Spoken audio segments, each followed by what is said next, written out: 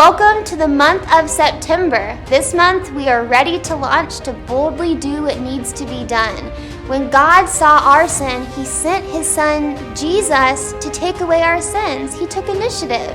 And that's what we're going to be learning about this month. So take a seat and let's see what the story has for us today.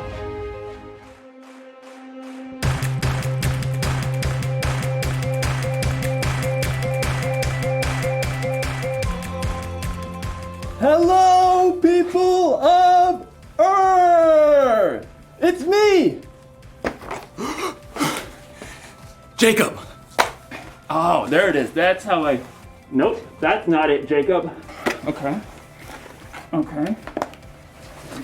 Nope, it's back on again. Okay. And I am ready for launch. I mean, not really. I don't actually have a rocket or anything, but I am ready for initiative. Initiative is seeing what needs to be done and doing it. Astronauts are really great at showing initiative. When they see what needs to be done, they don't just ignore it. They do something about it. They even have this thing they do before every launch. It's called a status check, and it works like this. Rocket fuel, check. Oh. Rocket fuel is a go. Red switchy thing, check. Red switchy thing, Red switchy thing is a go. Power thrusters, check. Power thrusters. Power thrusters are a gross. I can't check the power thrusters because somebody left a dirty sock here. Well, can you move the dirty sock? I mean, I could, yes, but it's not mine. I didn't leave it here.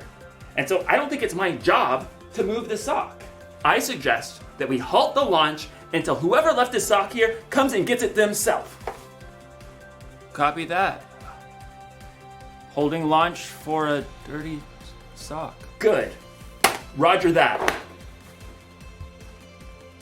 I wonder how long I'm gonna have to wait for someone to come get this sock. Probably gonna be here for a while. You know what? Today's story is about a guy who saw something that needed to be done, and he did something about it, even though it wasn't his responsibility. Sounds like a great guy. Will somebody come get this sock? It smells. Some people, am I right? Ugh.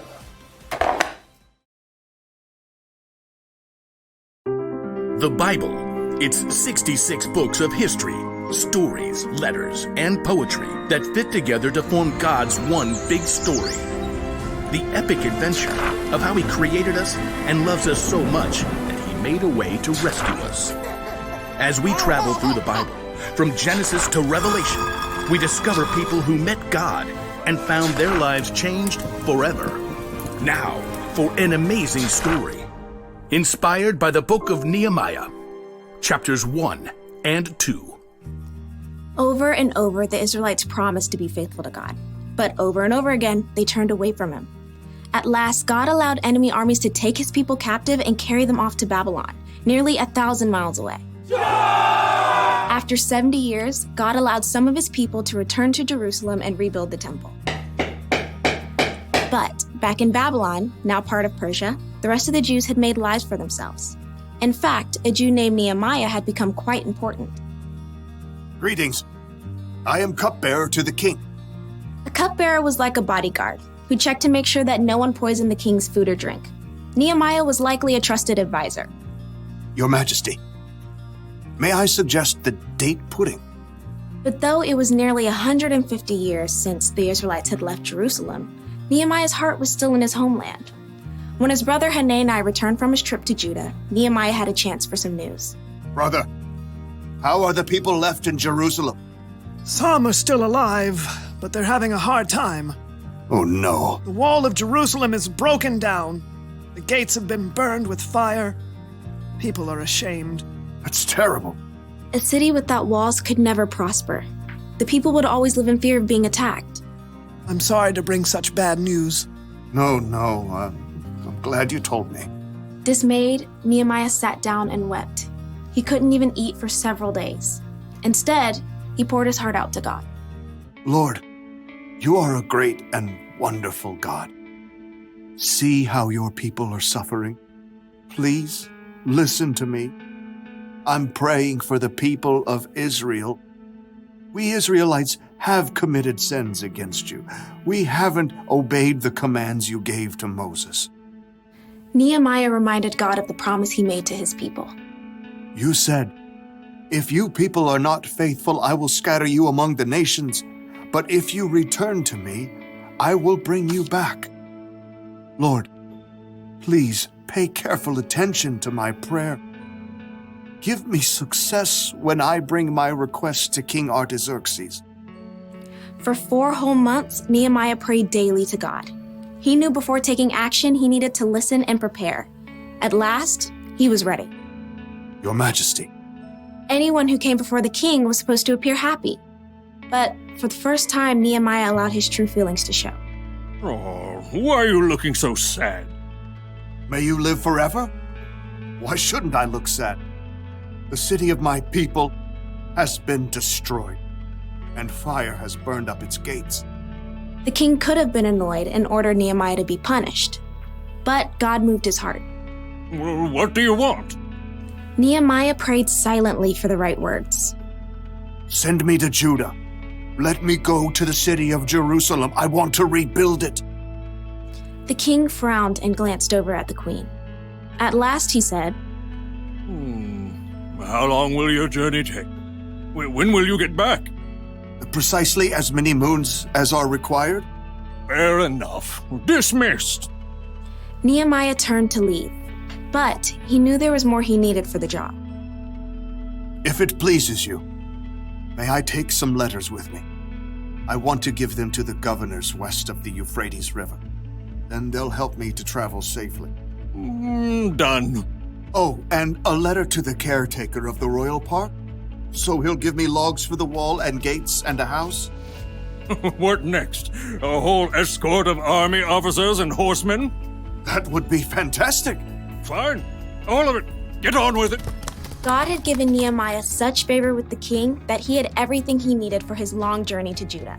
At last, Nehemiah had reached the city he dreamt of his entire life. Jerusalem. Though Nehemiah was overjoyed by the first glimpse of the city, it must have been difficult to see its crumbling, broken-down walls. So much work to be done. But Nehemiah didn't tell anyone his plan at first. On a bright moonlit night, Nehemiah snuck out with only a few others to see the full damage to the walls. We have to know what we're up against. Nehemiah traveled by donkey. With a few trusted friends, they left the city through the broken valley gate. Let's head toward the Jackal Well. At last, Nehemiah got a clear picture of the devastation. Jagged piles of rock lay everywhere. The gates were gone, with scorched, gaping holes in their place. It's such a big job. Only God can do this. Nehemiah circled what was left of the wall, heading up the Kidron Valley and at last returning through the valley gate. The next morning, he called together the priests and nobles and officials. You know, I've come to visit my people in Jerusalem, but that's not the only reason I'm here. Nehemiah gestured to the jagged remains of the wall, visible from where they stood. You can see the trouble we're in. Jerusalem has been destroyed. Fire has burned up its gates. Tell us something new. Come on. Let's rebuild the wall of Jerusalem. Then people won't be ashamed anymore. Well, I mean, that's something to consider if you think about it. Our grandparents tried that years ago. But God has been helping me.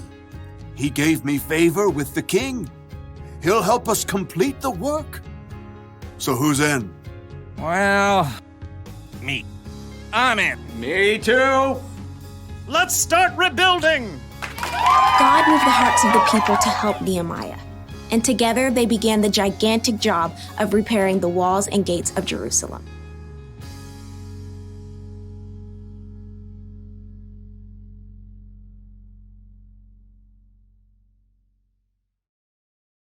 You ever see a piece of trash on the ground and just walk by without picking it up because you didn't put it there?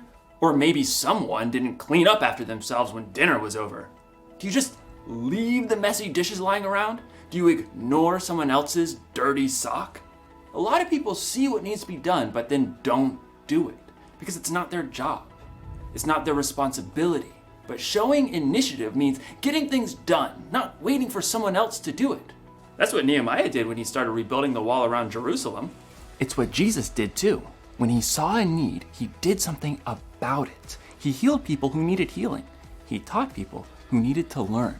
And Jesus took care of our greatest need when he died on the cross for our sins. So, if you want to show initiative, don't just see what needs to be done, do something about it. Do a status check. Do you see any dirty dishes? Dirty dishes. Oh! Dirty dishes. Cleared away. Check. Do you see any trash? Water bottle? Recycled. Check. Do you see a dirty sock? Dirty socks cleared away, even though it's not my job. Check. Here's the one thing to remember today. Don't wait for someone else to do what needs to be done. Initiative takes a lot of work for sure, but it's worth it. It helps you, it helps other people, and it helps the world. And maybe, just maybe, it can help the universe.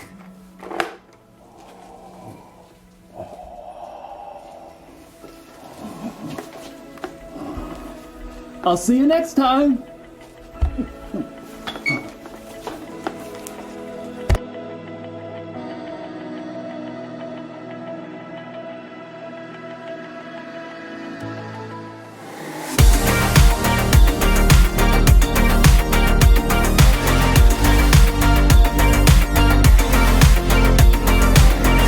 Help me, God, to see what you see.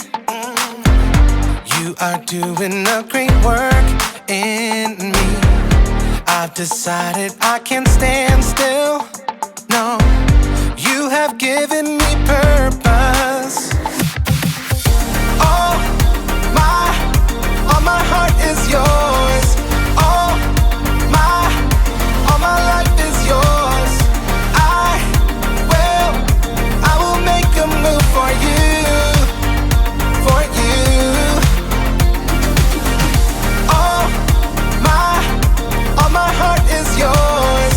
All my life is yours. I will make a move for you. Make a move for you. Make a move. Make a move. Make a move for you. I will make a move. Make a move. Make a move for you. I will.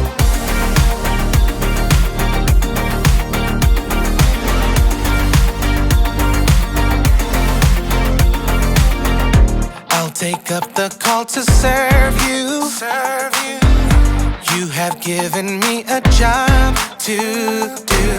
I wanna love the world just like you. Yeah,